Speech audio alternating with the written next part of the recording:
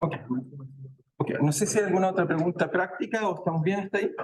Entonces, como les decía, entonces no, esta semana entonces no tendríamos evaluación, pero eso no quiere decir que no dejen de estudiar. Es obviamente un error estratégico, porque además después viene esa semana de descanso. Así que supongo que es un buen momento de llevar algún orden y no traje en caso que me ahogue. No, hay momentos que me ahogo, no sé por qué, por la máscara, así que traje eso por si acaso por ahí también. Entonces, sí. Lo que dije. Entonces, lo que dije fue que esta semana, entonces decimos, esta semana no hay ejercicio. Esta semana, en realidad es semana olímpica, creo que es el nombre oficial, o supernumeraria, semana olímpica, creo, olímpica. No sé cuántos de ustedes son deportistas, supongo que habrán varios, espero. ¿Okay? Y si no, espero que hayan más, eso no es lo que queríamos ver. Eso. Entonces, tenemos semana olímpica, no hay ejercicio. Y la próxima semana, la subsiguiente ejercicio es entiendo que tenemos semana de corte de semestre, asociado a las fiestas patrias. ¿Ok? Así que entonces vamos a tener 2 semanas que no tenemos evaluación, así que les recomiendo, digamos, estudiar. ¿Ok? Recomendación, no dejar de estudiar.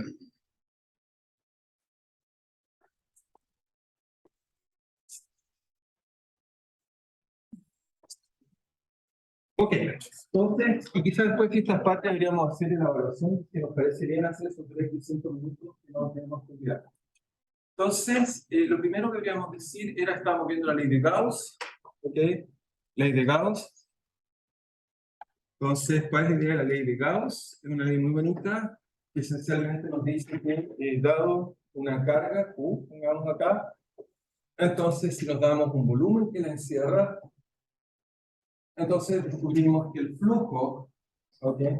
Que el flujo, que lo definimos como simplemente el integral de superficie de su volumen, porque un volumen B es la frontera de su volumen, la encierra, y que nos recordar que una integral de superficie es una integral cerrada, del flujo, es decir, que es de S, donde S en la actualidad en cada punto de la superficie tenemos, entonces, en cada punto de superficie tenemos una normal, ok, tenemos una normal que apunta hacia afuera, y hacemos el producto punto entre la normal por el de S por E, uno encuentra, y esto por el control Gauss, que es igual a la carga al interior dividido por esta constante fundamental, que sería epsilon 0. ¿Ok? ¿Estamos bien hasta ahí? Claro, esta es la idea. Y lo otro interesante cuando descubre de esta ley, obviamente, encontramos esta ley, vamos a hacer más ejemplos que quería entender un poco mejor. Pero, por ejemplo, uno, si tuviera por principio de superposición, por principio de superposición, entonces por principio de superposición, qué bueno. Ok, ya he olvidado sacar eso, la regla, pero ya se puede alternar. Entonces, por principio de superposición, entonces tenemos que, obviamente, ¿qué pasaría si hay muchas cargas? Si hay un Q1, un Q2, etcétera, hasta llegar a cierto Qn por acá, y le cerramos el volumen cualquiera. Ok, entonces, por principio de superposición, cada una de estas cargas, simplemente el campo se superpone, como integral es un operador lineal, puedo superponer esta ley, y lo que voy a descubrir como ley de Gauss en general, es que me va a decir que el flujo simplemente de carga va a ser igual a la suma de las cargas al interior partido por epsilon 0 de 1 a n. Simplemente el principio de superposición, cada carga va a aportar. En realidad lo que me dice la ley de Gauss es que si tengo un volumen cerrado, entonces el flujo va a ser siempre igual a la suma de las cargas al interior, si carga positiva y negativa se van a cancelar, dividido por epsilon 0. ¿Ok? Eso simplemente es el principio de superposición. No sé si es claro para todos. ¿Está bien? ¿Estamos claros? Entonces tenemos este principio de superposición. Entonces, ¿qué otra cosa? Alguien se puede preguntar, ya, pero usamos tocando la carga de esto. ¿Qué pasa si colocamos la carga afuera? Entonces, algunas observaciones que no les hice de pasar, pero puedo hacerla. Por ejemplo, ¿qué pasa con la carga al exterior? ¿Qué pasa? Carga al exterior. ¿Eso qué quiere decir? Quiere decir que nos imaginamos una carga Q acá, y esta vez dibujo un volumen cualquiera, por ejemplo, tipo maní, por acá afuera. ¿Ok? Y uno se pregunta qué pasa con el flujo, en este caso, sobre esta superficie, siempre obviamente esta la que estoy calculando el flujo. Entonces, si la carga está afuera, uno diría, bueno, es el mismo análisis que hicimos para objetos agregados, por ejemplo, agregamos en este caso, así. Bueno, voy a tomar esto por ahora, también podría tomar la otra, pero concentremos en este pedazo. Pero también va a estar lo mismo en el pedazo más pequeño. Si tomamos acá, entonces acá tendríamos esta área que está acá, y acá esa área se proyectaría, por ejemplo, acá, usando la definición de ángulo solo. Entonces, ¿qué descubriríamos? Que el flujo, en este caso acá, el volumen de acá, diríamos que el flujo, es simplemente, el flujo es simplemente el integral de superficie, de volumen cerrada, del campo eléctrico por ese condensado. En este caso, si corto, si estos dos los estoy cortando en dos volúmenes, V1, V2, concluiríamos que esa integral tiene que ser simplemente la integral de superficie por volumen 1 por E por ds. ¿Ok? ¿Están de acuerdo? Sí, que va a ser el flujo. En realidad, lo que me interesa en realidad el flujo, bueno, no es, en este caso no es cerrado, en realidad es más cuidadoso. La carga está acá, y el flujo que tiene esta carga, obviamente, es el campo eléctrico que va a hacer. En realidad, el flujo todo está bastante sobre la superficie de esta casa. No tiene que ser cerrada, sino que la superficie común, que en este caso hay que llamarla S. Tenemos la S, en realidad está ahí, S. Lo que nosotros cuando el flujo, que tú vas a el volumen que está acá, realmente me interesa el flujo que genera la carga que está acá. Y ese volumen, ese flujo que hasta ahí, en realidad lo puedo separar en dos superficies, es que lo vea el flujo que me aporta la que viene de acá, con la que viene del otro lado. Es decir, que debería hacer esto simplemente, colocar más justamente, para que quede más claro. Pues entonces esto debería ser la integral de la carga, porque la carga tiene un campo eléctrico U partido por 4pi epsilon 0, R al cuadrado, en dirección R unitario, ds. Eso sería, si quieren, ds1. Sería integral por el lado de acá la superficie que está acá, por el lado de acá. O sea, tengo dos normales. Tengo una que apunta hacia acá, que es este volumen, y otra que viene de acá. ¿Ok? Entonces, como quisiera saber, digamos, cómo es el flujo generado sobre esta carga que está acá, y eso entonces me daría bien la suma, por existir ahora de Q, del R, pero fíjense si tomo esto como volumen, de acá, tu normal viene hacia acá y la otra viene hacia el otro lado. Así que quiero decir que una es menos la otra, así que no ocupo otras coordenadas para que sea claro que es distinta la superficie. Lo que quiero decir con esto es que, en realidad, cuando coloco una carga fuera, lo que va a pasar es que entonces el flujo se va a cancelar en una superficie con respecto a la otra. Si miro el flujo sobre una o miro sobre la otra. Otra forma de decirlo es que de acá voy a encontrar que R visto, el elemento de arco visto de un lado o del otro lado, son iguales. Obviamente eso es porque el ángulo sólido que se obtiene es el mismo. Eso parece que el flujo en este caso, que se genera en la superficie sobre una o la otra, entonces hacer que sea cero. Lo que viene a contar que el flujo en este caso generado sobre la superficie tiene que ser cero. ¿Ok? ¿Por qué? Porque tiene que ser solo las cargas al interior. ¿Ok? Simplemente porque se va a casar de un lado y del otro lado. ¿Ok? También uno se puede preguntar, pero ¿qué pasa si el volumen es un poco no normal? Es decir, que el volumen es, por ejemplo, no convexo. ¿Qué quiere decir con eso? Imagínense que alguien dice ya, pero ¿qué pasa si el volumen que estoy estudiando es así, por ejemplo, y coloco una carga acá? ¿Cómo me aseguro que el flujo siga siendo la ley de Gauss?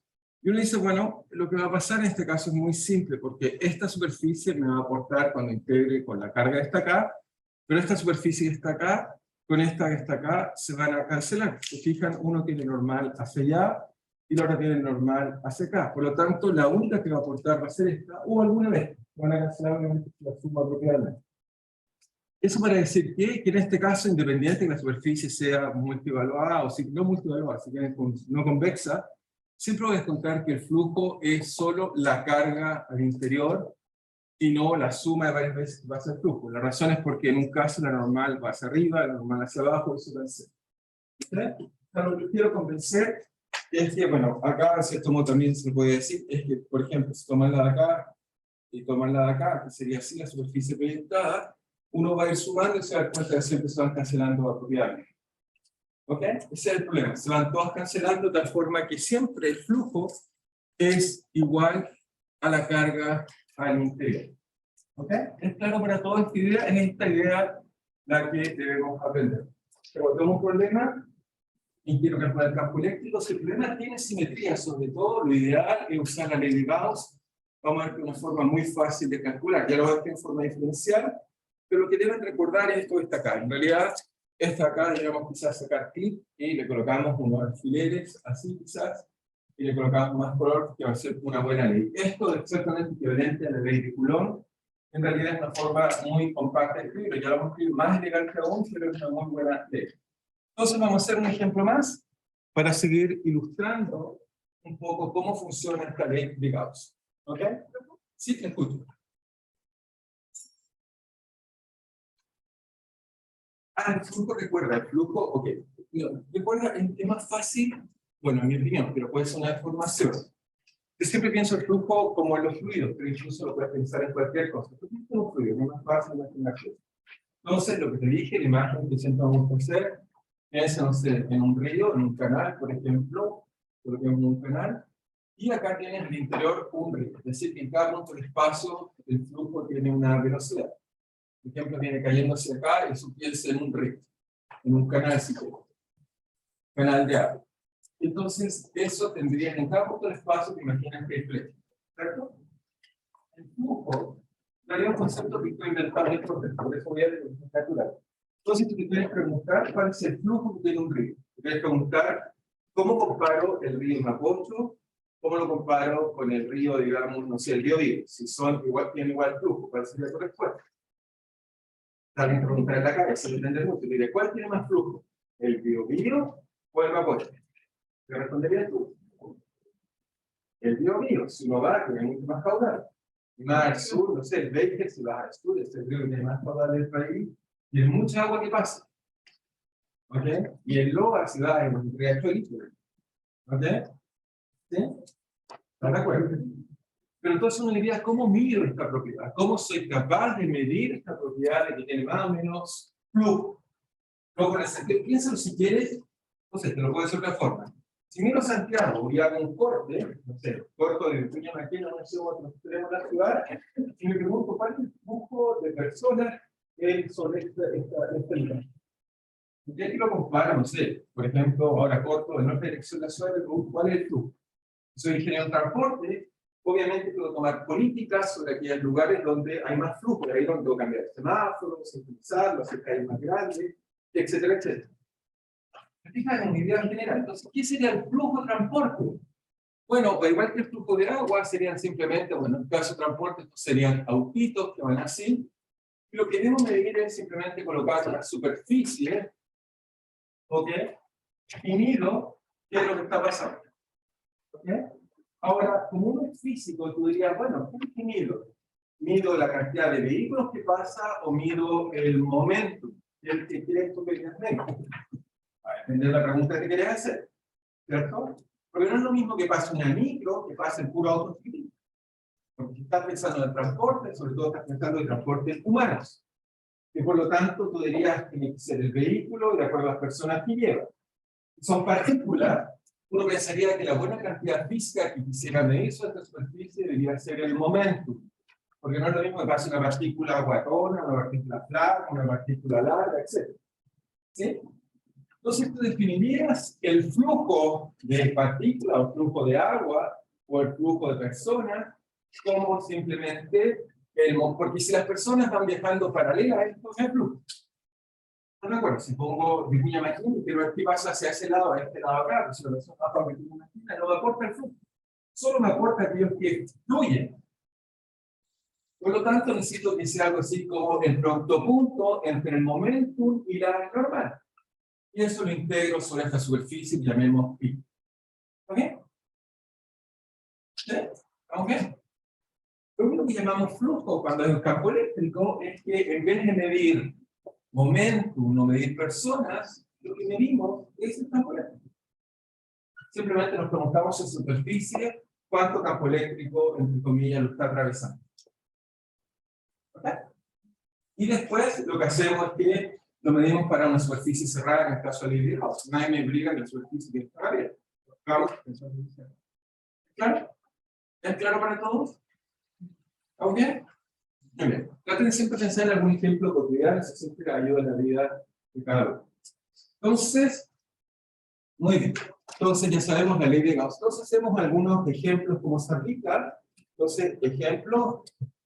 Entonces hacemos un ejemplo más y después seguimos dando un poco más. Ejemplo, hacemos otro ejemplo de Gauss, ya les dice uno, de acá, por partícula puntual. Pero veamos cómo esta ley es maravillosa para resolver problemas. Por ejemplo, resolvamos, no sé, hagamos el casquete esférico.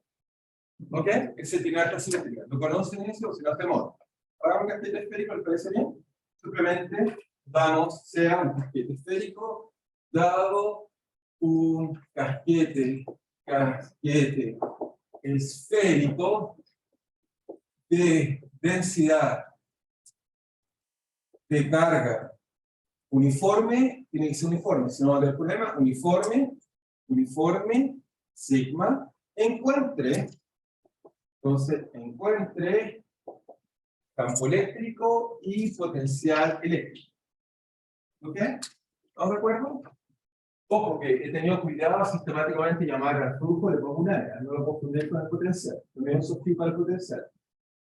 ¿Ok?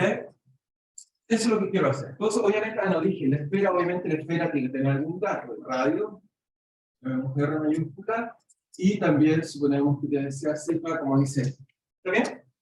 Entonces, ¿cómo estamos en la ley de Gauss en este caso? Entonces, cada vez que, lo primero que tengo que usar es método.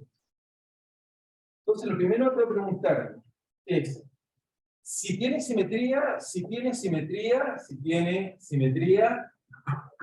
Gauss.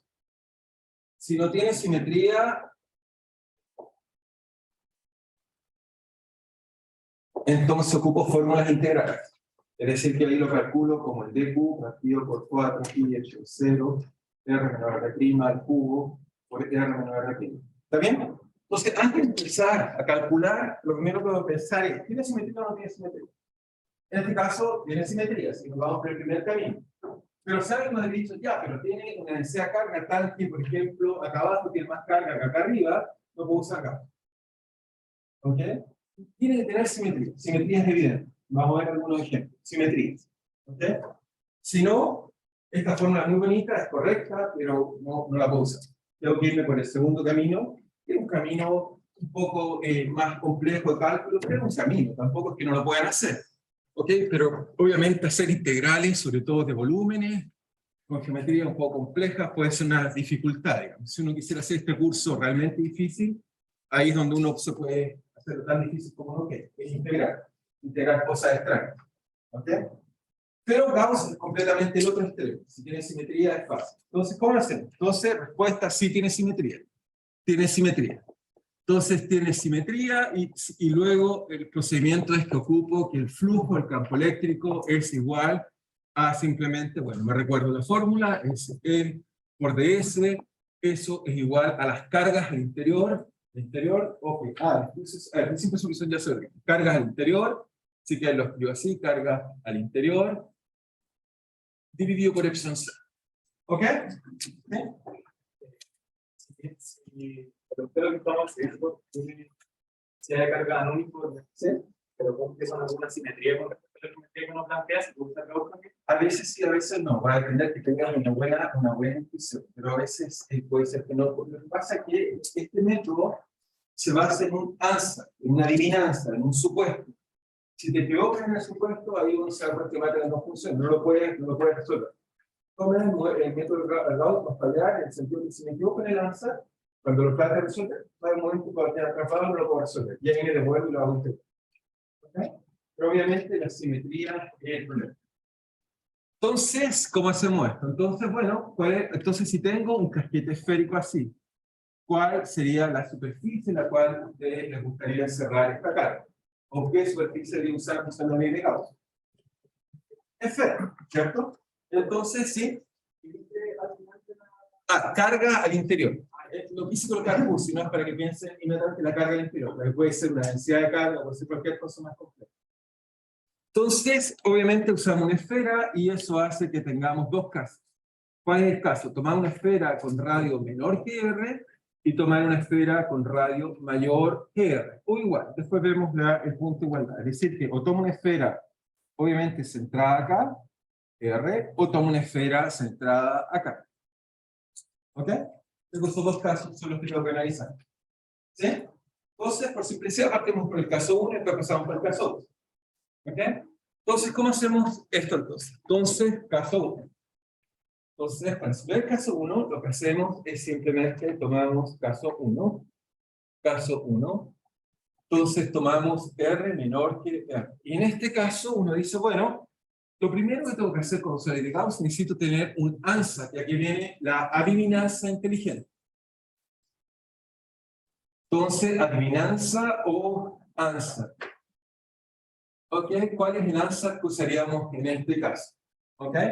Entonces, la adivinanza que vamos a usar en este caso, interesante sacar que estamos viendo un poco.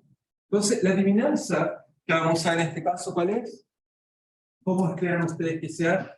En principio, el campo eléctrico, si su coordenada esférica, debería ser función de R, θ y φ.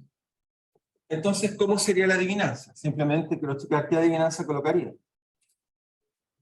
Levante la mano, si no son un poco civilizados. ¿Sí?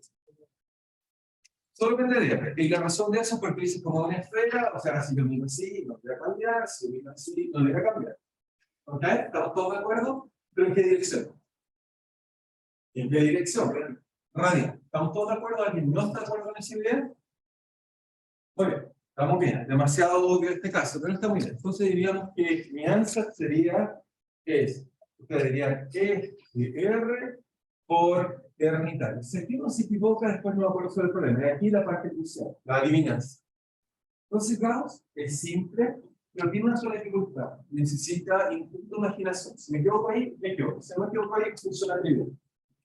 Entonces, ocupo esto y entonces lo llevo a mi integral. Mi integral entonces me dice, bueno, ¿qué es?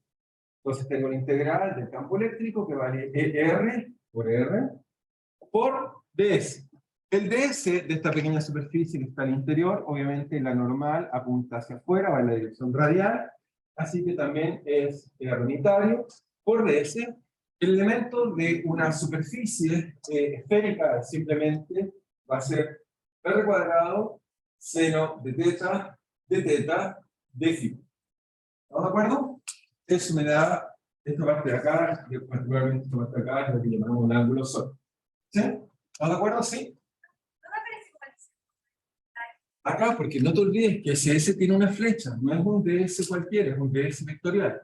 No olvides que el elemento de integración que está acá es DS así, y si quieres verlo, es DS por la normal. En este caso, la normal es R. Porque la normal, la esfera, es su dirección errónea. ¿Ok? DS vector, nunca olvides.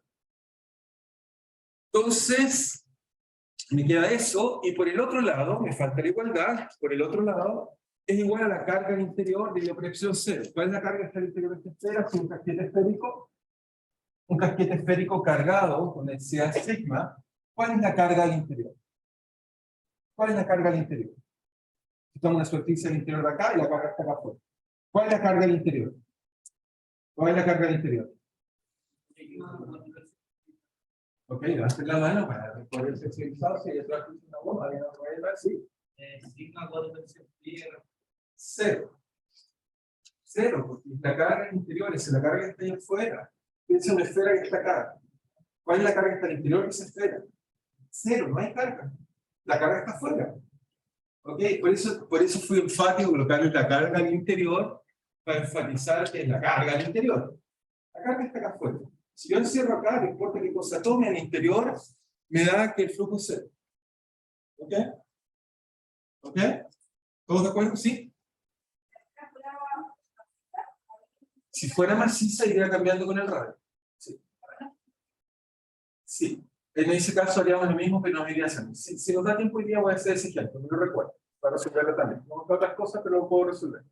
Esto es algo interesante, vamos a ver el resultado de algo inesperado, que después vamos a ver en gravitación, pero para maciza, como solo la carga está al interior, es decir, que en ese caso la carga sería la densidad de carga volumétrica multiplicada por el volumen, así que eso va a ir cambiando a medida que cambia el radio. ¿Ok? ¿Está bien para todos? ¿Sí? Luego nos queda aquí al otro lado la carga es 0 y 0 de oposición 0, eso es 0. ¿Ok? No hay carga en interior.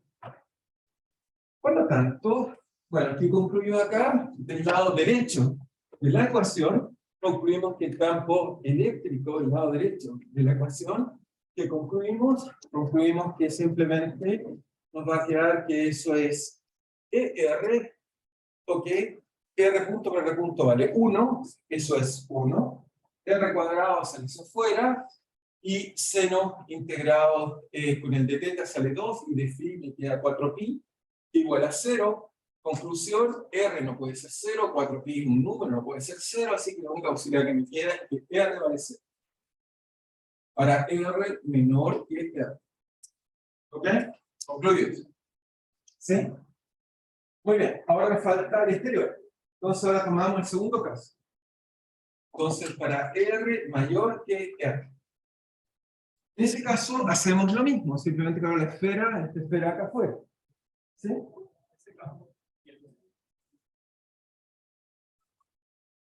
Esto por ahora concluye que el módulo es 0.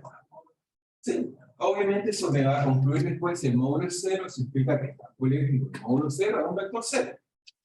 ¿Okay? Si quiere, le ponemos al 0 una flechita para que quede tranquilo. ¿Sí? Estamos hablando del módulo, porque aquí mi alza corre al módulo. Ahí está la dirección. ¿Bien? ¿Estamos de acuerdo? Ahora, para la parte de afuera, hacemos exactamente lo mismo, no cambia nada, salvo que ahora la esfera exterior.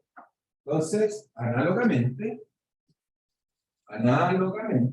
es decir, que usamos el mismo ANSAR, si quieren que paréntesis, mismo ANSAR. Entonces, ¿qué nos queda? El lado derecho nos queda exactamente el mismo cálculo que acabo de hacer. El lado derecho nos queda R igual a R cuadrado por 4pi.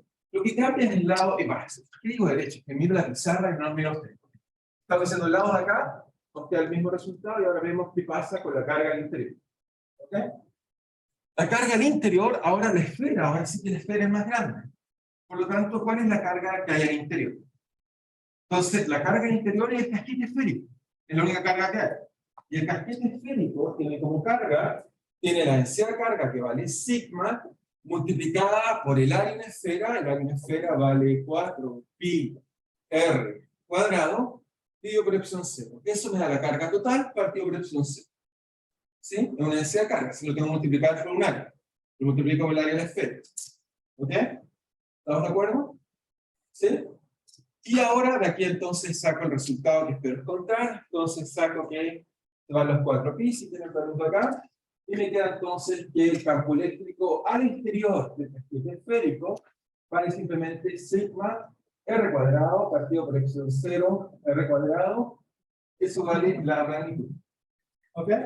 Si quieren verlo, si llamamos, y también uno puede llamar de forma, si llamamos a esta carga Q, simplemente por usar la carga total al exterior vale sigma por 4pi r cuadrado, r mayúscula, entonces esto de acá es Q, si quieren verlo así, para que sea más fácil, Q partido por 4pi epsilon 0 r cuadrado. Es decir que, ¿eso qué me está diciendo? Me está diciendo que fuera del casquete esférico el problema es análogo a una partícula con carga Q, y la carga total que tiene el casquete esférico. ¿Cierto? Es decir, si ahora lo resumimos, si alguien me da un casquete esférico, entonces si alguien me da un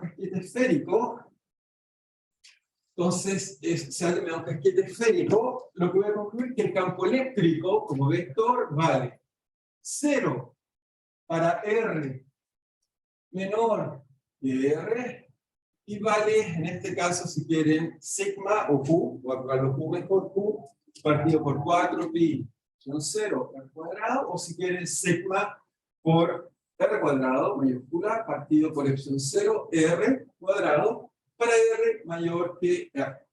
¿Ok? Es decir que si grafico el campo eléctrico, como función de la coordenada radial, si lo grafico como función de la coordenada radial, entonces voy a encontrar que para R que está acá, el campo eléctrico, si lo buscamos en azul, es 0, y hacia acá vale lo mismo que un campo, una partícula radial que cae con el inverso de R cuadrado. Eso es proporcional a 1 partido por R cuadrado.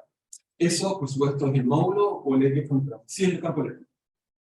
Ahora, fíjense que este método fue súper fácil para calcular, pero entendamos un poco la física. Ahora, ¿cómo me explicas que el campo eléctrico de un casquete esférico es 0? Si no supiéramos la ley de Gauss. Si nos encontráramos, no sé, con alguien que hace gravitación y necesita hace una superficie masa M, también se hace la ley de Gauss. Calculo al interior la fuerza gravitacional y encuentro que es 0 en cualquier punto del interior. ¿Ok? Eso es lo que me dice este cálculo. Ok, con la ley de Gauss esto es trivial, pero ahora alguien me explica, ¿por qué el campo eléctrico dentro de la esfera es 0? ¿Cómo explicarían eso? ¿Cómo lograrían explicar que el campo eléctrico dentro de la esfera es 0? Sí, pero ¿por qué? ¿Cómo se anulan? ¿Cómo logras mostrar que se anulan? Es correcto eso, pero más simple, es casi cerca. Es verdad el resultado acabas de decir, pero ¿cómo? ¿Cómo se lo explico? Ok, no se lo puedo explicar a un peatón, porque el peatón no sabe gravitación. Pero sí se lo puedo explicar a alguien del primer año, ya sabe gravitación, o alguien que aprendió un poco de mecánica, ¿sí?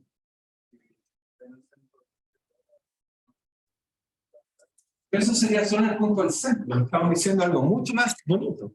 Estamos diciendo que, imagínate, invento un planeta, un casquete esférico. Lo que digo es que si me coloco adentro y me coloco mi nave espacial por acá, digamos, no sé, porque supongamos que somos extraterrestres, y me coloco por acá, mi nave ahí no siente ningún campo gravitacional, un campo eléctrico, si fuera una superficie acá. Afuera, siento que hay un campo, pero dentro no siento nada. ¿Okay? Es como, imagínate que puedo hacer algo así como que o sea, afuera frecuencia carga y aquí nada, pero un punto cualquiera, porque tu argumento y también el de tu compañero siempre están pensando en el centro. Pero si me pongo en un punto cualquiera acá, ¿por qué el campo es 0? ¿Cómo lo explico? ¿Sí? ¿Por el ángulo? ¿Cuál ángulo? Ok, es perfecto. El ángulo sólido. No olviden usar la palabra correcta. El ángulo sólido. Efectivamente, esa es la respuesta correcta. Si uno toma la proyección, cualquiera que sea, por ejemplo, esta que está acá, uno dice, ¿cómo me aporta este pedazo acá comparado con este pedazo acá? Ok, uno diría, la fuerza que genera el pedazo acá es una fuerza que tira hacia allá, pero esa fuerza, llamémosla F1, esa fuerza F1 va como que la carga está acá, o este pedazo que está acá, tendría que integrar sobre ese ds que está ahí, calcular esta distancia que está acá, o este radio que está acá, llamemos R', sería algo así como R' al cuadrado, en la dirección ya sabemos que va hacia arriba, y bueno, tendría ciertas constantes que tendría que ver con la densidad de carga, okay, que está acá, y lo dividimos por los 4pi epsilon 0, ¿cierto? Y esa variedad se arregla. Hacemos el mismo análisis ahora para el otro pedacito, y cualquiera sea, lo puedo hacer con cualquier línea, o sea, lo estamos haciendo con esa, pero lo puedo imaginar cualquier ángulo sólido. El otro pedacito que está acá, uno diría, bueno, este tiene un radio, llamémoslo ρ, para que no sea R acá, o R' que puse acá, entonces ρ, este sería algo así, densidad de carga por ds', partido por 4pi epsilon 0 por ρ cuadrado. Entonces uno diría, pero hay algo raro aquí. Bueno, uno diría, ¿cómo hacer 0? Bueno, primero alguien de la calle no le diría, no te preocupes. Aquí hay más cosas que integrar. Aquí son mucho más, pero la distancia es más grande, por lo tanto la fuerza es un poco más pequeña. Acá hay menos, pero la distancia es mayor. Pero el ángulo sólido nos dice, ¿qué cosa nos dice el ángulo sólido? Nos dice que esto se cancela con esto, ya sabemos que eso es igual a eso, porque esa es la definición de ángulo sólido. Nos dice que va a ser el ds partido por el r respectivo. Así que lo que nos queda aquí, cualquier punto que tomen, cualquiera que escojan cualquier punto y hacen esta especie de cono con el ángulo que se les dé la gana. Aquí supuse eso. Pero alguien me podría decir, ya, pero a mí me gusta más gordito. Y toma más gordito, no hay problema. Toma ese de aquí hasta acá, y toma ese de aquí hasta acá, y vas a encontrar que ambos proyectan exactamente el mismo ángulo sólido, por lo tanto son iguales. Es esa la argumento. Es simplemente la propiedad del ángulo sólido la que nos enseña que siempre la fuerza al interior se cancela. Otra forma de decirlo, antes de responder. Es decir, que lo que descubrió, si quieren verlo, Newton, No lo entendió así, porque no sabía ley de Gauss. Pero lo que va a descubrir Newton finalmente es que el inverso de la fuerza va a ser una consecuencia, si quieren verlo así, del ángulo sólido. Esta propiedad entretenida de que proyecta exactamente el mismo flujo, como me preguntaron al principio. Y ahora sí.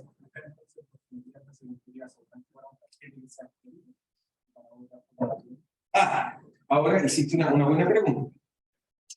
Para otra cosa, uno diría, ok, si tú tomas cualquier superficie, ocupemos de Gauss, pregunta, ¿cuánto vale el flujo acá? 0. Pero pregunta, ¿será eso implicar que el campo sea 0? O sea, sabemos que el flujo es 0. Para cualquier cosa, de manera barata. Sabemos que el flujo es 0, eso no cabe discusión, porque no hay carga al interior. Pero entonces, ¿el campo eléctrico será 0? ¿Al interior? No. Lo que sí es 0 es la suma, es la integral. Pero el campo no necesariamente es 0. Pero lo que te dice es que el flujo sí tiene que ser 0. Lo que pasa es que cuando tenemos simetría, podemos saber cuánto vale el campo. Pero cuando tiene simetría, no necesariamente es 0. ¿Okay? Lo que sí es 0 es el flujo. La suma de todos los integrados sobre el flujo es 0. ¿Okay? Eso es lo que va a ocurrir. En este caso, por la simetría fuimos capaces de decir cuál es la forma de ley, y eso nos permitió encontrar esta única respuesta. ¿Okay? Es decir, que si yo quisiera hacer no sé, imagínense, quisiera hacer un lugar sin gravitación, lo mejor que se me ocurriría hacer es aislarme en una esfera cargada o una esfera de masa m. Si entro en el interior, no habría problema. ¿Okay? Eso es lo que pasa. Y después, cuando tratamos de responder el problema de la masa, o sea, una esfera maciza, lo que vamos a descubrir es que dentro de la Tierra la gravitación va linealmente, no va por inverso del tercer cuadrado. Como consecuencia de este mismo tipo de cambio. Es decir, que si yo hago un hoyo, hay una película bonita, no me acuerdo el nombre, pero era una ciudad que cruzaba un planeta, que los habitantes de una zona cruzaban al otro lugar del planeta simplemente a través de un hoyo, que hacían de un polo a otro polo, se subían a él y trataban de invadir la otra zona. ¿Okay? Eso físicamente es absolutamente correcto. El principio es que el planeta es un versor. ¿Okay? Lo voy a calcular, porque se fijan, la ley de Gauss parece ser de juguete, pero nos empieza a dar leyes bastante inesperadas. Y son correctas. Después, cuando uno calcula bien, usted muy bien, son correctas.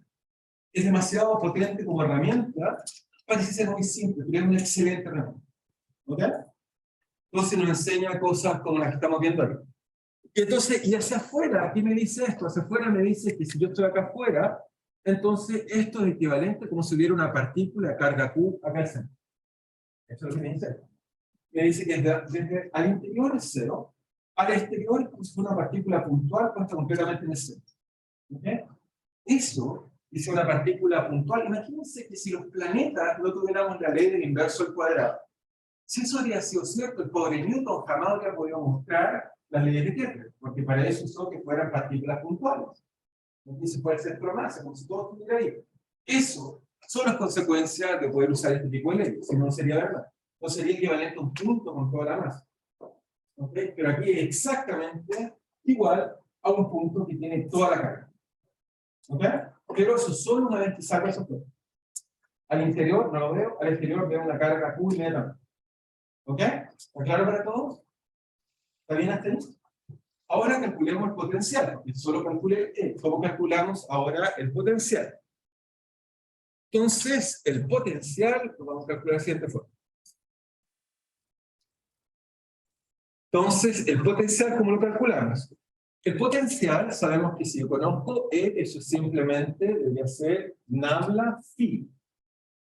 Como E solo depende de R, de la dirección radial, entonces puedo decir que phi va a ser solo, en principio debería ser función de R, de T y de phi, pero como solo esto depende de R, entonces vamos a decir que simplemente un answer, vamos a suponer que phi depende de R, y la razón es que además ER va en la dirección radial.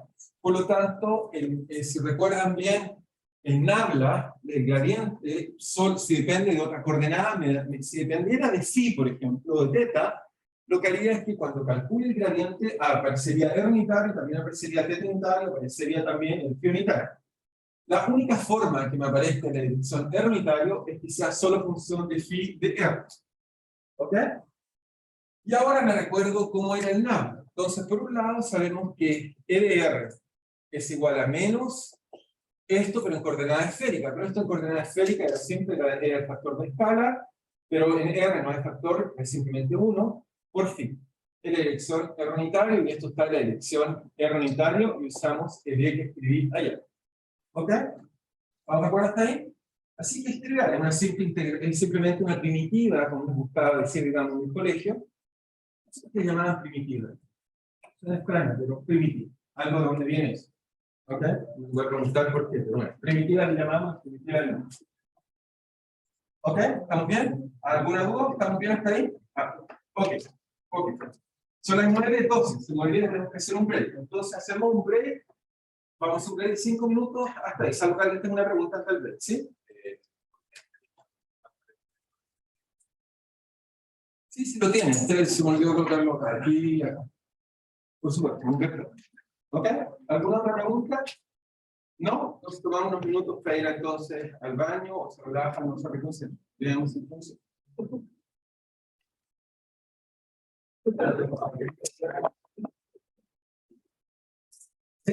Quería preguntar sobre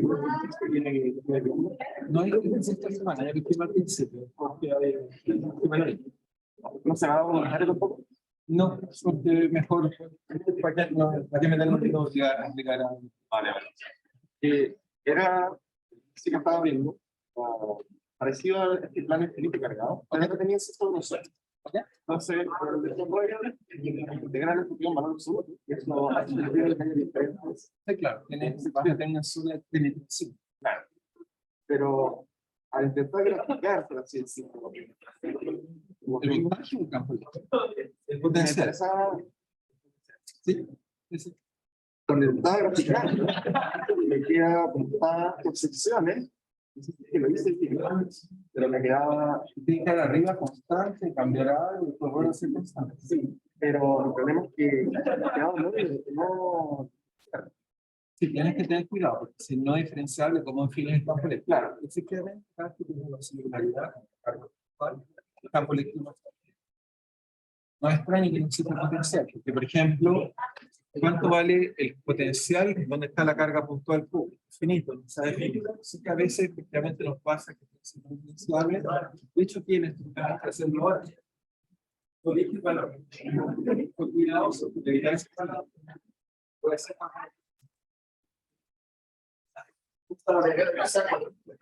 Sí, pero cuando tú se carga, o sea, circular, somos excepciones que parecen de la manera. Somos medios, no solemos físicamente, obviamente, cargas virtuales no existen, la solución de los grupos aquellas cuando le colocas el sensor, algo así se levanta por el punto pero hay que colocar eso. Hay que incorporar la caricia,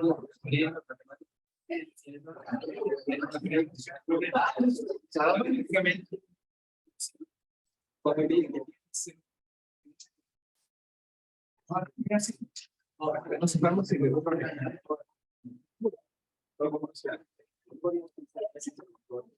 una teoría así de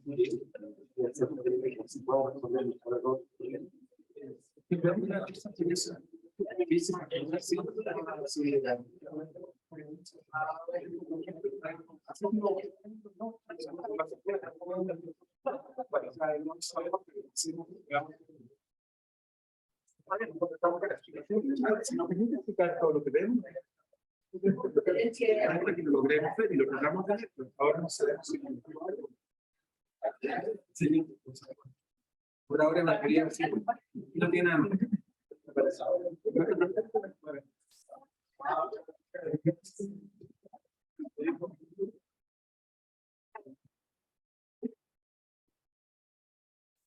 ¿Sí? ¿Mucho? Que ya está en la integral.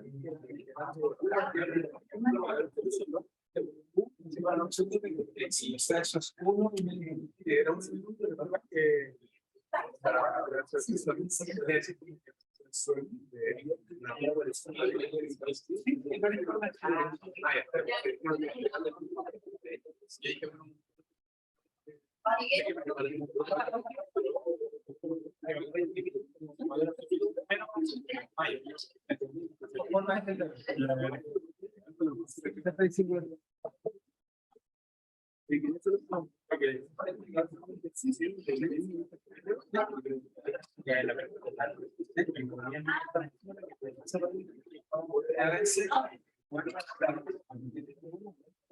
La carga total es la suma de las cargas. Pero acá ocuparon la suma de las cargas, ¿sí? Pero cuando es un continuo, ¿cuánto va a ir de carga? La COI tiene volumen. Es rho de la densidad volumétrica por volumen. Ahora, volumen que no te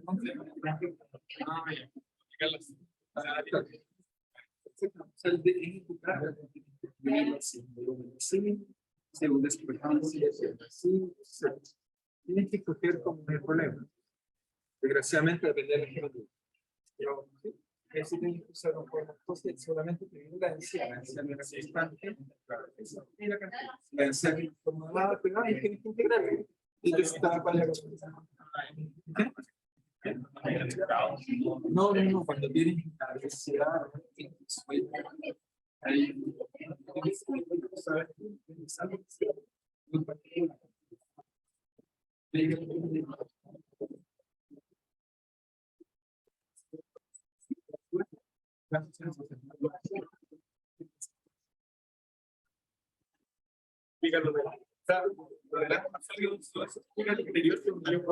tengo gracias acá también, si tú dices cómo es que bueno, este también está por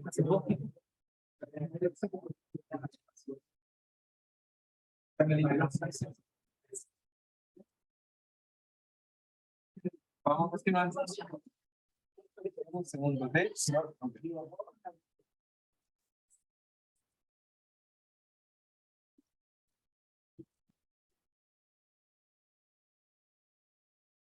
en la facultad. En algunos momentos pasa el regalo de esas cosas. Yo en mi oficina de bueno. Ok, entonces vamos a tratar de resolver el potencial. Entonces vamos a calcular el potencial. Entonces, ¿cómo calculamos el potencial? Entonces usamos simplemente coordenadas radiales, como lo puse acá. Yo simplemente tengo que integrar, pero integrar esto es muy fácil porque integrar esto está acá. Entonces, ¿cómo lo integramos? Lo integro acá, si quieren mirar esta expresión que está acá. Me dice que el phi esencialmente va a ser así. Para R mayor que R, mayor que el radio de la esfera, entonces nos queda mayor. Para R mayor que el radio de la esfera, entonces, ¿qué colocamos? Colocamos simplemente algo que nos dé este resultado que está acá, o este que está acá, entonces en este caso debería ser Q partido por 4 pi epsilon R. ¿Por qué? Porque si derivo eso, me queda la derivada 1 partido por R menos 1 partido por R cuadrado, con el más, con el menos me queda más, y por lo tanto tenemos el resultado que está acá. ¿Ok? La primitiva. Así que eso vale, o si quieren esto que está acá vale en ese mismo lenguaje, sigma por R cuadrado partido por epsilon R. El potencial hacia afuera, si lo graficamos en rojo, y aquí ocupo color rojo, para graficar el potencial, entonces una curva que va como un inverso de 1 partido por R. O sea, phi va como proporcional, si quieren verlo así, proporcional, ¿a qué cosa? A 1 partido por R. Va un poco más lento que el campo eléctrico, pero va como 1 partido por R. Ahora, al interior es 0. ¿Qué cosa derivada menos 0? ¿Qué cosa derivada menos 0? Una constante. 0 en un caso particular. Una constante. Y entonces lo que hago es que obviamente escojo una constante de tal forma que, bueno, no es diferenciable en este punto, porque justo cruzo el casquete, pero escojo la constante de tal forma que al menos sea continua. No diferenciable, pero al menos continua. Tengo derecho a hacer eso. ¿Ok? Y por lo tanto escojo el phi de tal forma que satisfaga que esto entonces es U partido por 4 pi epsilon R, o si quieren verlo es simplemente sigma partido por epsilon C. ¿Ok? Cuando R es menor, ahora sí, pues, fíjense, ahora sí podemos resolver el problema cuando es menor o igual que R. Entonces, fíjense, lo que hice fue, el campo eléctrico no está definido en el casquete, porque por un lado vale 0 y por otro lado vale 1 partido por R cuadrado. Sin embargo, en la superficie En la superficie, sí puedo definir justo en el mismo orden, en el mismo lugar, pero suponemos que todos esos coinciden, si ustedes coinciden, podemos definir que al menos sea continuo, pero no diferencial. En ese punto la derivada no está bien definida. ¿Ok? Porque estamos justo pasando por la carga. ¿Ok? ¿Está claro para todos? ¿Está bien hasta ahí? ¿Alguien no entendió lo que hice ahí? ¿Está claro? ¿Sí? ¿Por qué no puedo hacer acá o acá? No, pues sí, cuando colocas R, simplemente vale sigma a partir de 0. Debo pensarlo como una evaluación. Lo que hice fue, acá sé que cualquier valor constante me da solución. Esto es simplemente aquel que sea continuo. ¿Ok? Pero la propiedad física no es que sea continuo, que sea diferenciada. Así que simplemente lo que se construye. Una constante de referencia. ¿Ok? Es mejor colocarla continua por otras propiedades, sobre todo en el futuro. ¿Ok? ¿Estamos bien? ¿Está claro hasta ahí? Sí. ¿Cómo calculé? Como la primitiva. Sí, sé que no sabía de la primitiva, pero me gusta esta palabra, la primitiva. Entonces, acá ocupé este campo de. Entonces, fíjate, ¿qué cosa derivada me da una partida por R cuadrada?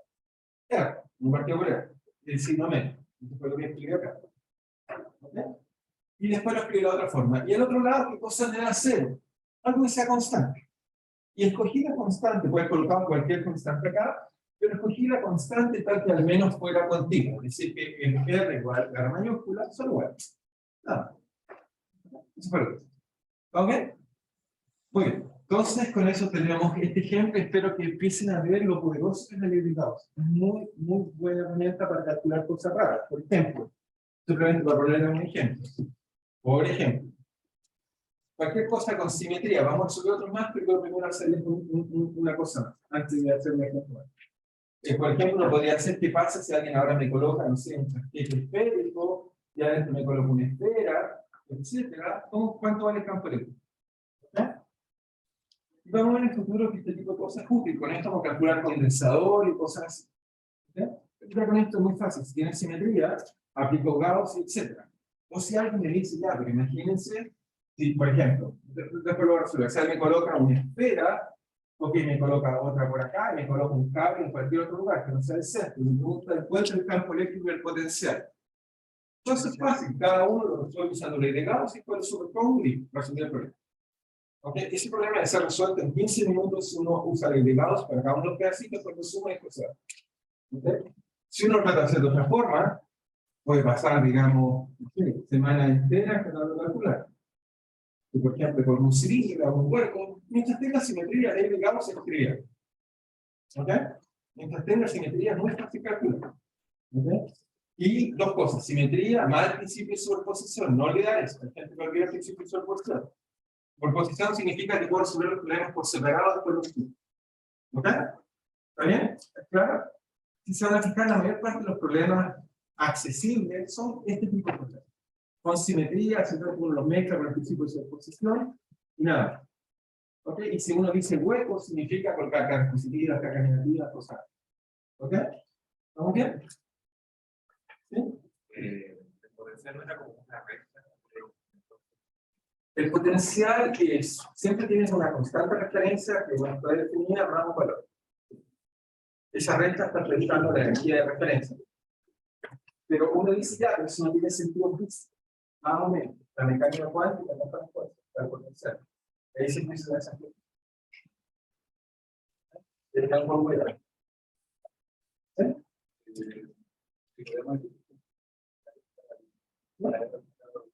¿Sí? Lo que va a servir va a ser, bueno, una es porque uno espera que sea continuo, pero serviría en otro contexto. No estamos resolviendo, ya insisto, es existir. Y en otro contexto, la ecuación no es para el campo eléctrico, por ejemplo, para el potencial. Ese es el caso de la mecánica cuántica, pero no hay otras propiedades, no continúa.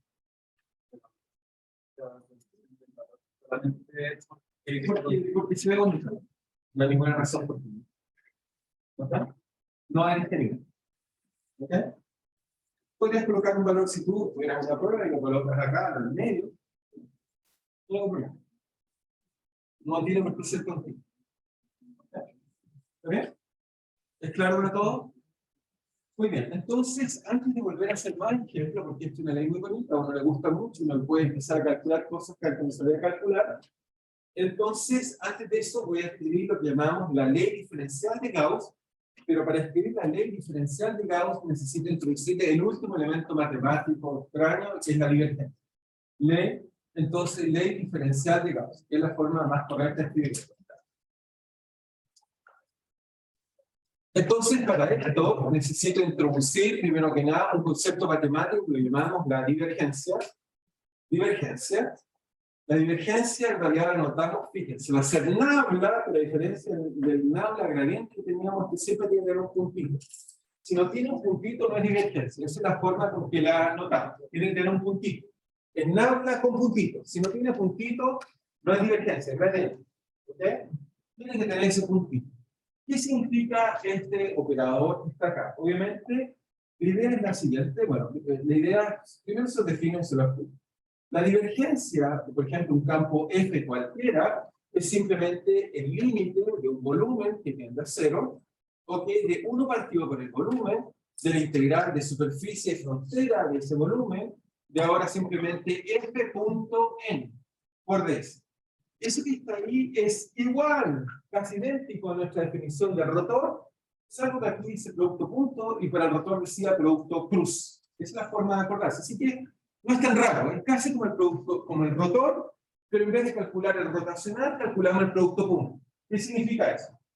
Significa que tomamos un volumen, y ahora tenemos que interpretar, eso va a significar que tomamos un volumen y tenemos un campo en todo el espacio y vemos cómo se proyecta ese campo sobre ese volumen. Es decir, imagínense el espacio de un campo que hace esto, por ejemplo, este es un campo típicamente divergente, vamos a ver que la divergencia, un campo como esto, es justamente no nula, un campo así, alguien que divierte, uno cuando dice esta persona es divergente, ¿qué es lo que ustedes imaginan? Es como alguien que no es muy coherente, no es un cambio de opinión, va para allá, alguien no es divergente, ¿ok? Algo que tiene que divertir. Entonces nos damos un volumen cualquiera acá. Sobre este volumen cualquiera acá, obviamente tengo definida mi normal. La normal, por ejemplo, acá apunta hacia acá, la normal apunta hacia acá, la normal apunta hacia acá, la normal apunta hacia allá, esa es la normal. Supongo que todos usan lápices de colores o ocupan sus cables a colores, si no estamos en problemas. ¿Ok? Supongo que eso es importante. Los colores siempre creo que son algo útil. Ocupen eso, porque me da un grado de libertad. No solo un lápiz, me da un grado de libertad. Entonces, ¿qué me dice? Fíjense que me dice esto. ¿Por qué les dije que el campo en azul es divergente? Si entienden la exterior, van a entender la divergencia. Simplemente fíjense, si aquí el producto punto es así, y aquí el producto punto tiene esa forma, si el campo fuera uniforme, se cancelaría un lado con el otro lado. Pero si el campo se está abriendo, van a ver que de un lado gana más que del otro lado. ¿Ok? Porque el producto punto es más grande de un lado que el producto punto opuesto del otro lado. ¿Ok? Eso es lo que me va a medir esta cantidad que está acá. Me va a medir cómo en las diferentes caras de este volumen que terminó a cero, la diferencia de los campos que están en un lugar y en otro lugar con la proyección con respecto a su superficie. ¿Ok? Va a diverger si efectivamente algo diverge. Es decir, por ejemplo, hermano, se divergente así. Una carga eléctrica es algo que genera un campo divergente, porque el campo se va abriéndose fuera como un abanico. ¿Ok? Eso es divergente. ¿Es clara la idea? ¿Alguien no entiende esa idea? ¿Estamos bien? ¿Sí?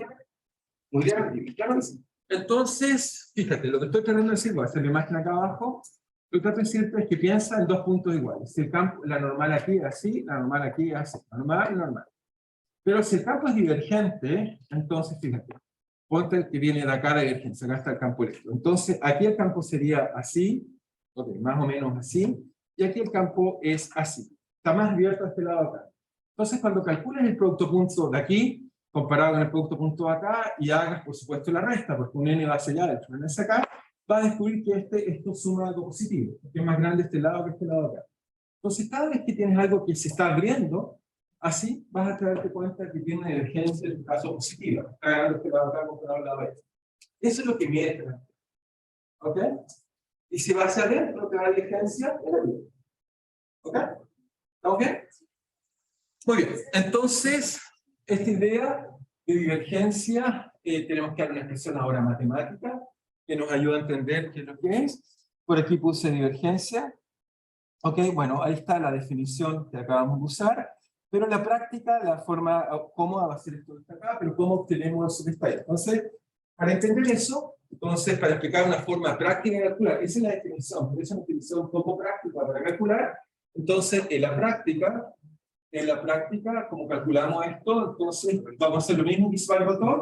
¿Qué es lo que vamos a hacer? Me doy un pequeño volumen infinitesimal en coordenadas cartesianas, tomo X, Y y Z. Entonces, en X y Z lo que hago es que tomo un pequeño volumen, que esencialmente lo dibujo acá, un pequeño volumen que está ahí. ¿Eso qué quiere decir cuando digo pequeño volumen? Significa que tiene largo delta Y, ancho delta X, altura delta Z. ¿Ok? Y obviamente el punto que está ahí es el punto que representa las coordenadas X, Y, Z. ¿Ok? Y hacemos lo mismo que hicimos para el rotor, pero que es mucho más simple para encontrar una expresión para divergencia. Esta expresión es muy fácil de calcular usando esta definición y tomando un volumen. Entonces, ¿cómo lo calculamos? El F es un vector que está definido en el espacio. El F es un vector que está definido en cada punto del espacio, tal que tiene componentes. F tiene componentes Fx en X unitario, más Fi en Y unitario, más Fz en Z unitario. ¿Ok? Y ahora, ¿cómo lo calculamos? Esto nos dice que, bueno, la divergencia tiene que ser entonces el límite cuando delta X tiende a 0, cuando delta Y tiende a 0, cuando delta Z tiende a 0. De 1 partido por el volumen. El volumen vale delta X, delta Y, delta Z. Es el volumen del volumen que tengo en esta figura que está ahí. ¿Estamos de acuerdo?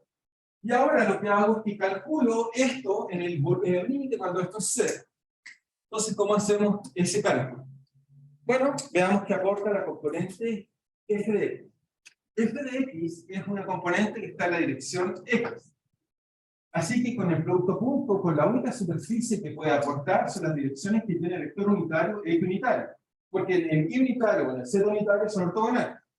Así que f de x solo puede aportar en las superficies que tienen vector unitario e unitario. Es decir, esta que está acá y esta que está acá atrás, que la escribimos si quieren con rojo también.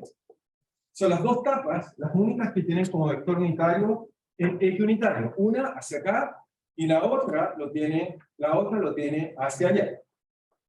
¿Dónde acuerdo? La capa adelante hacia allá, la capa atrás hacia acá. Eso significa que la capa de acá es paralela, por lo tanto se me dice que en ese caso tengo que calcular f de x más delta x, y, z. ¿Por qué? Porque en esta capa de acá me desplacé un delta de x hacia acá. Me desplacé esa capa está justo un delta x más allá.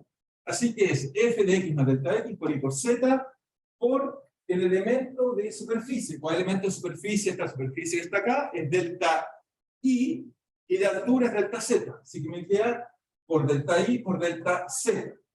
¿Ok? Menos la que aporta por el lado de atrás. ¿Por qué es menos? La otra es menos porque el vector normal es ortogonal a mi f. Mi f va hacia ustedes, el vector normal va hacia allá. Por lo tanto, el producto punto es negativo.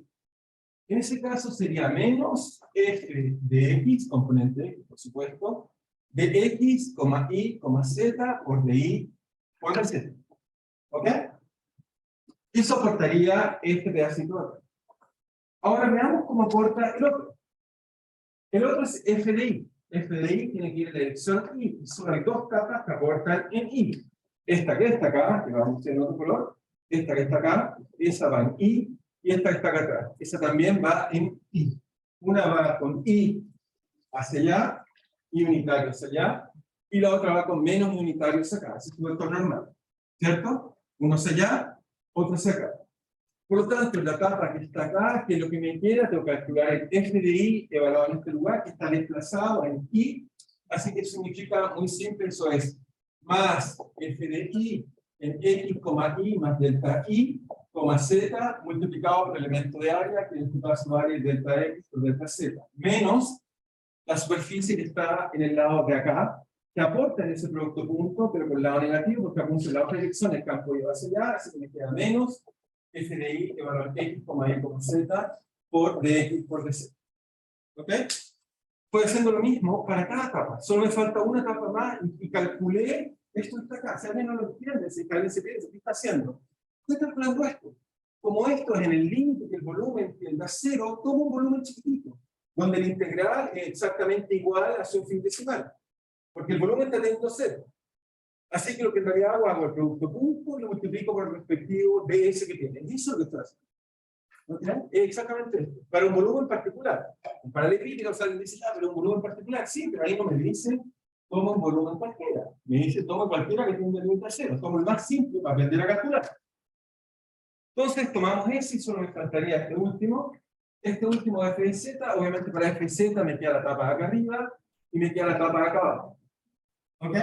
Donde la normal va hacia allá arriba y la normal de este hacia abajo. ¿Ok?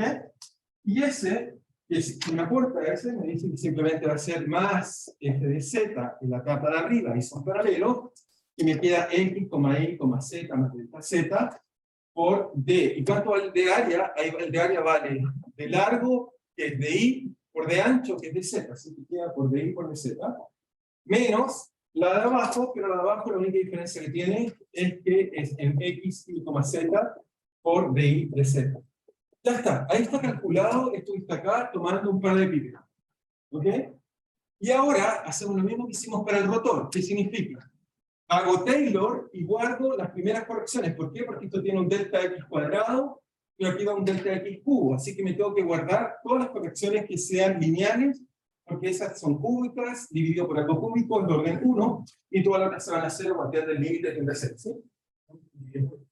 Por el ancho de Z, no sería el ¿En cuál ancho? en la Este f de z en el vector z.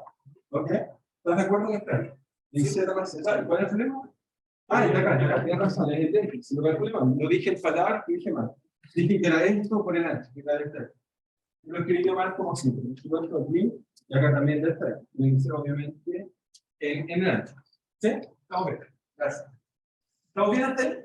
Y ahora, esto es fácil, porque cuando uno dice, fíjate, bueno, si miran esto con esto, cuando tiendo, simplemente expando en Taylor, si hacemos Taylor, ahí colocamos Taylor, serie de Taylor, simplemente esto con esto equivale a la derivada de x de f de x por delta x.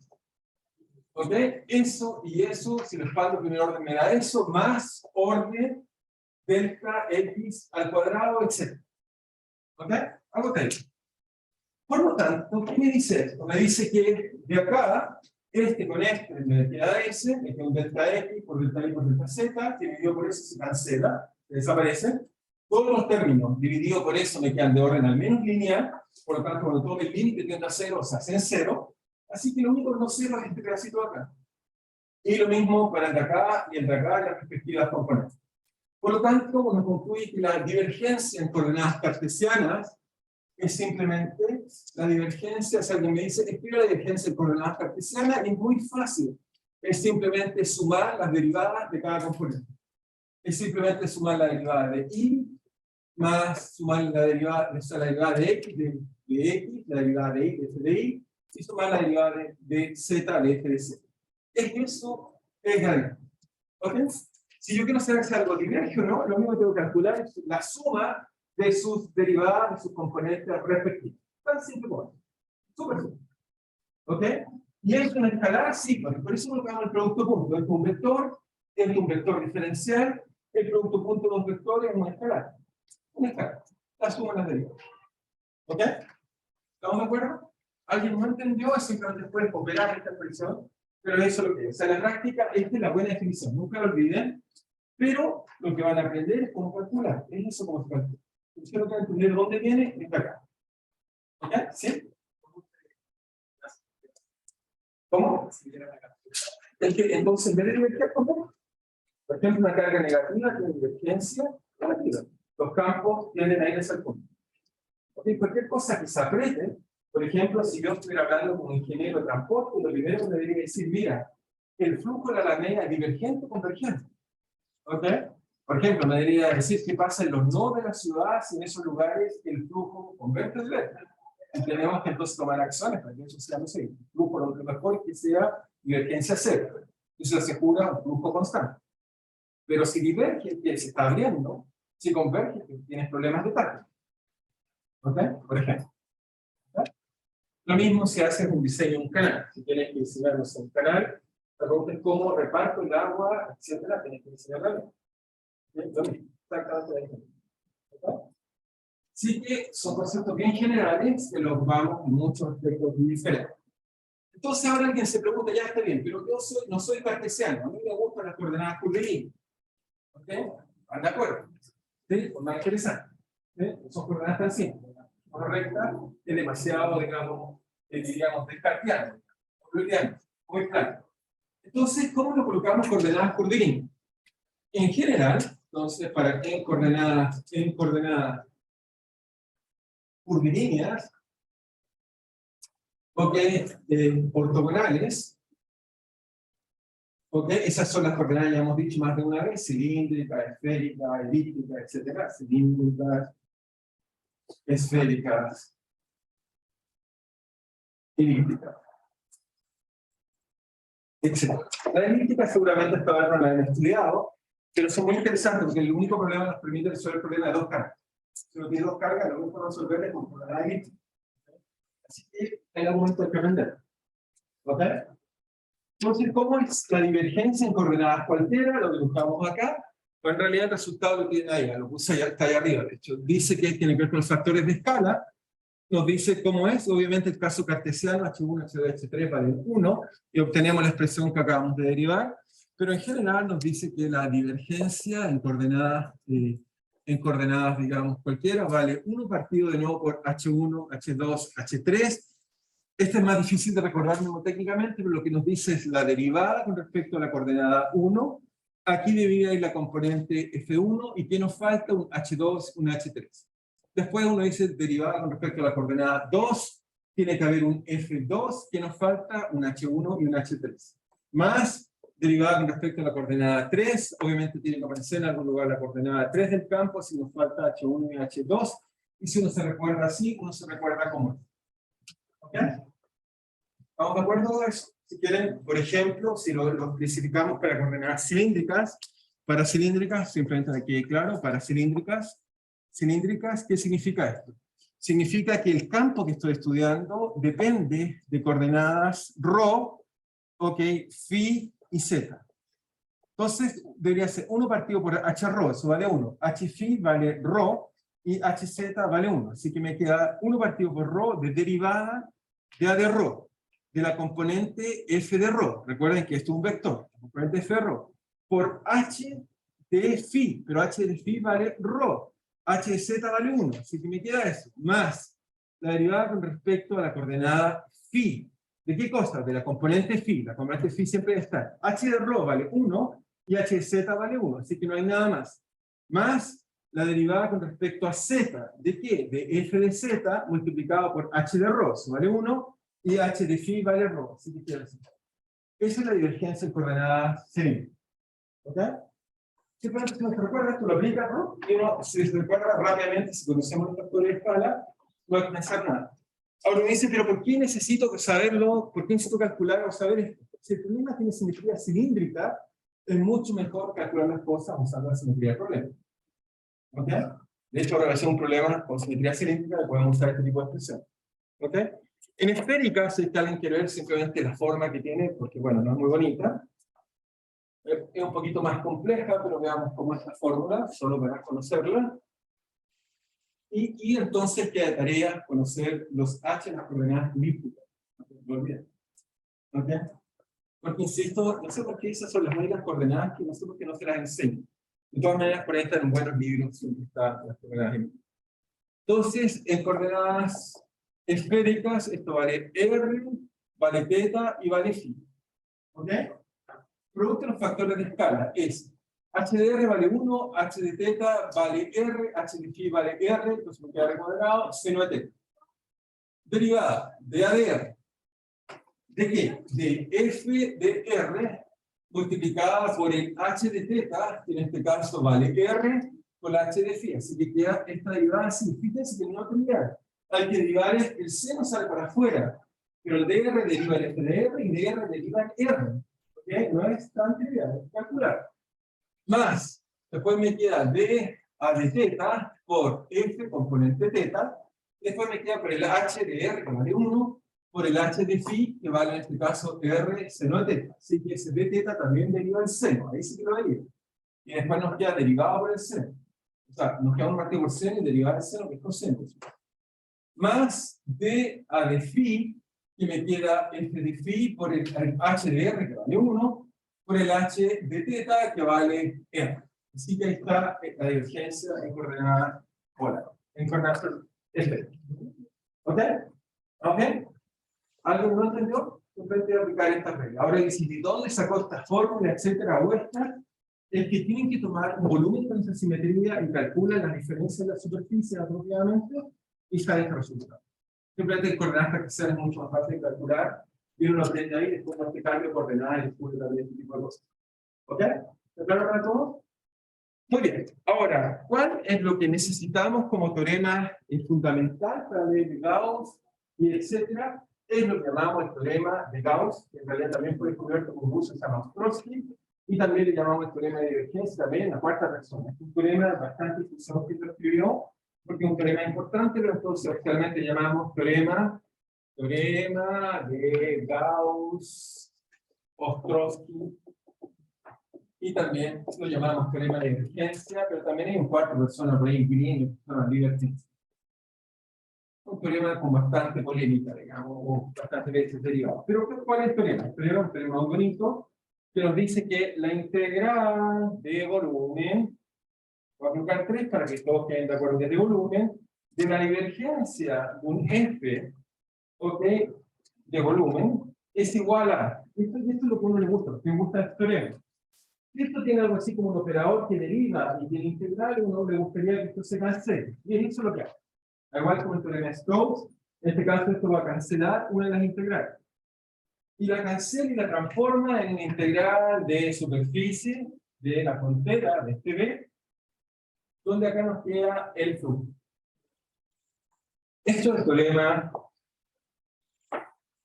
de Gauss, Ostrowski y en este caso Euler. ¿Ok? Entonces, la gracia de estos teoremas son un análogo al de los primitivos. ¿Ok? Yo dije que el de Stokes era cuando había un rotor, lo transformábamos en una integral de superficie, lo transformábamos en integral de, en este caso, de línea. Esto lo dice una integral de volumen, se puede transformar en una integral de superficie. ¿Ok? Obviamente, todos estos teoremas se pueden escribir matemáticamente de una única forma, pero para eso requieren otras matemáticas que, digamos, que hay que enseñar, que son, ¿no?, las formas diferenciales, que ya son toda una forma matemática diferencial, que seguramente aquellos que les interesa, sobre todo los cursos de ese tipo de análisis, cosas así, se lo enseñan, o aquellos que hagan cursos como mecánica clásica avanzado, también aprenden ese tipo de cosas, una forma geométrica de escribir esto como un único resultado. ¿Okay? Pero esta es la forma práctica y es lo que necesito que sepa. ¿Okay? ¿Está bien? Entonces, ¿cómo demostrar esto a lo pobre? Una demostración a lo pobre, que es casi la misma demostración rigurosa, no tiene ninguna diferencia, pero llamémoslo a lo pobre para que no nos insulten nuestros colegas que hacen matemáticas de forma más profesional. Entonces, demostración a lo pobre.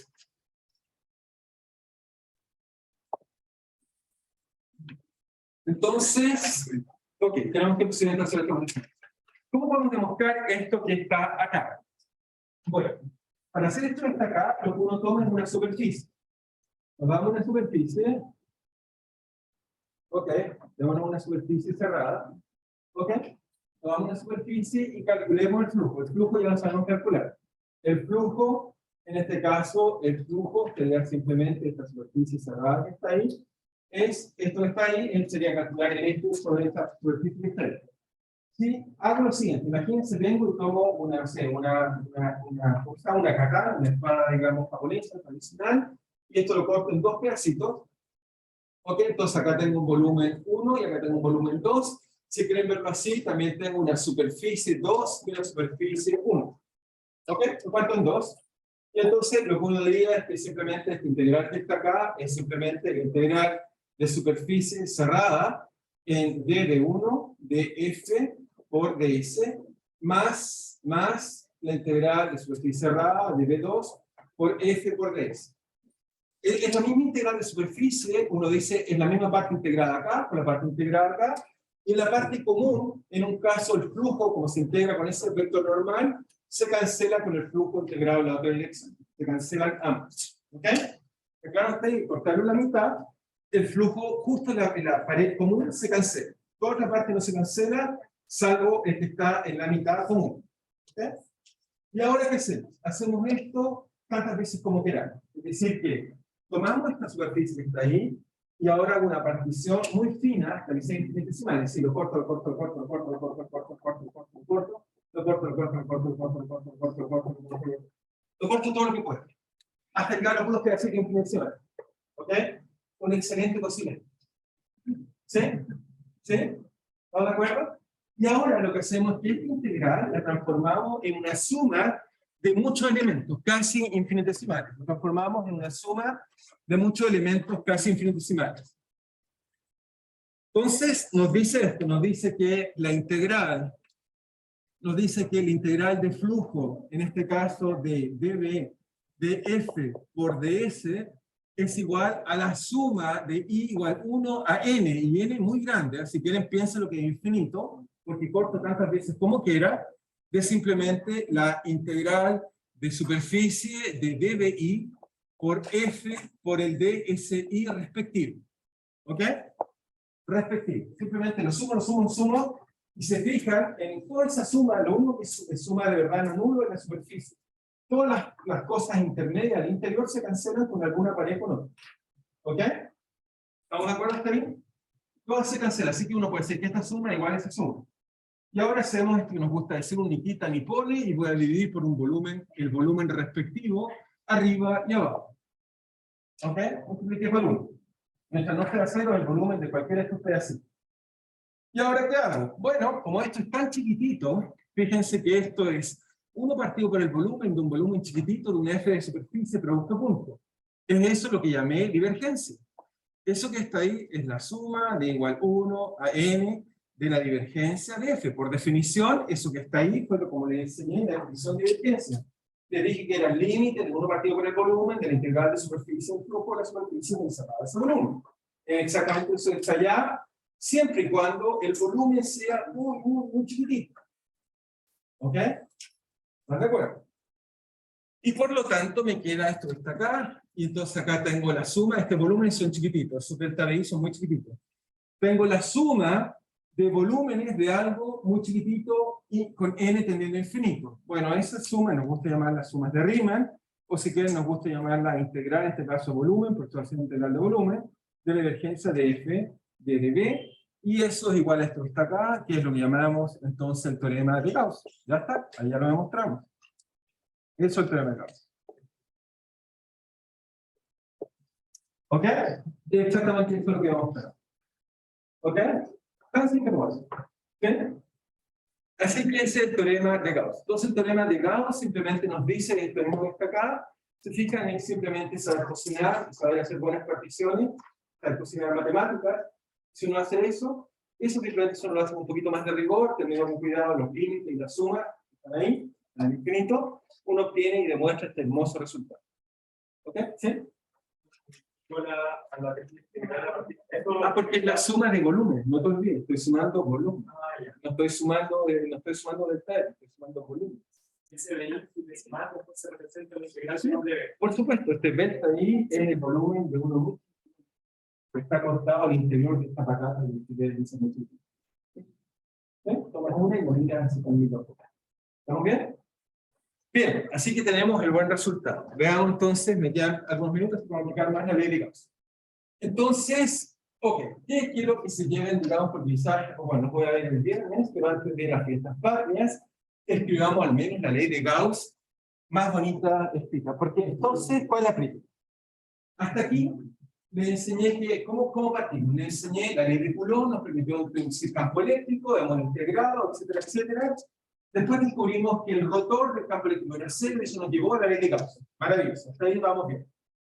Pero cualquiera de ustedes me diría, sí, pero profesor, la ley de Gauss tiene un problema, es una ley que necesita una superficie. Es decir, que los campos eléctricos son un concepto global, no local.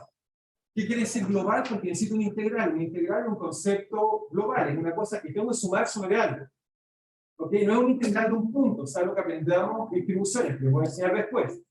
Que hasta ahora cuando integran, siempre integran en algún dominio, por chiquitito que sea. Entonces alguien diría, entonces la física que usted está hablando es una física global, no es local.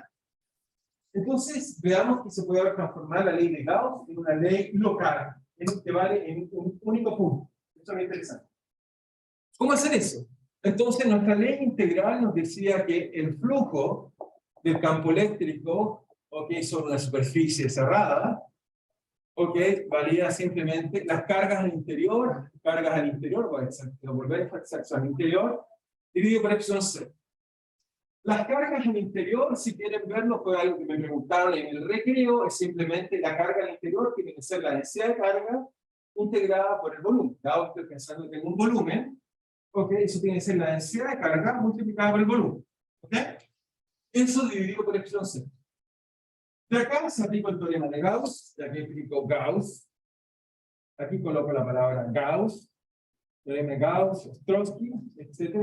Me dice que esto tiene que ser integral también de volumen, si quieren les coloco tres integrales, pero no olviden que son de volumen. La integral de volumen, ¿de qué cosa? De la divergencia del campo eléctrico por dB. Y eso tiene que ser igual a la integral de volumen de la densidad de carga partido por epsilon c igual dB. Entonces uno dice, si ahora junto todo esto me queda que esto es la integral de volumen, ¿de qué cosa? De la divergencia del campo eléctrico menos ρ partido por epsilon 0 por dB igual a 0 para todo volumen P. Esto vale para cualquier volumen que me dé la gana, para todo volumen. Entonces, si algo es 0 para todo volumen que se me dé la gana, ¿cuánto tiene que valer el argumento? Si es 0 para todo volumen, la única posibilidad de que eso sea 0 es, ¿muy bien?, que sea 0.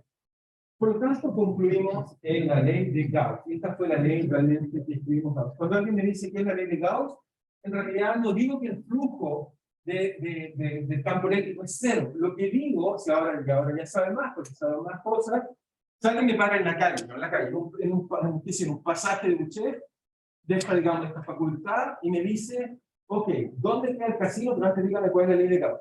Entonces eso me suena a decir, la ley de Gauss es la divergencia del campo eléctrico es igual a la densidad de carga partido por epsilon c. ¿Qué significa esto? Me dice que el campo eléctrico diverge, o sea, crece, aumenta, solo si hay densidad de carga. Esto es análogo a la ley de Coulomb. Esta es la forma más compacta de escribir que el flujo de una superficie cualquiera cerrada es igual a la carga del interior. Y esta vale en un punto, esta ya no vale en un volumen, en un punto. El campo eléctrico en un punto cualquiera. Así que sacan su lápiz de colores y a esta sí que le colocan muchos, digamos, florcitas, porque esta va a ser una de las 4 leyes importantes que vamos a usar.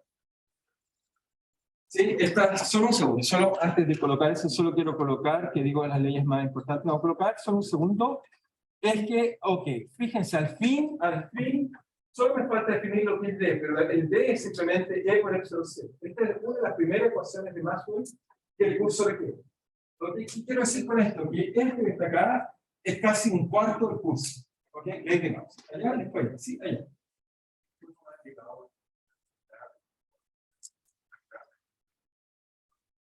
No, porque el doctor campo eléctrico es 0. De hecho, tenemos dos leyes, te las describo. Tú me acabas de decir la segunda. Tenemos dos leyes. Tenemos que el rotor del campo eléctrico es 0 y que su divergencia va a densidad de carga. En realidad, cuando alguien me da un campo, es como su herramienta es que me diga cuánto es su rotor y su divergencia. Con eso lo conozco completamente. Si miran la ecuación de Maxwell, la segunda es el rotor, pero todavía no sabemos lo que es D, y el campo magnético, si es 0, recupero esta ley. Y el primero, si digo que D es epsilon por E, recupero la primera. Ahora sí, claro. Sí, es un puntito. Bueno, en general uno se tiende a olvidar, porque uno dice, si algo que aplica sobre un vector, tiene esa divergencia, pero tiene que tener el puntito, para no equivocar. Solo me falta, pero eso lo discutimos el próximo jueves. Ahí tienen las leyes totales que conocemos para reactores y divergentes.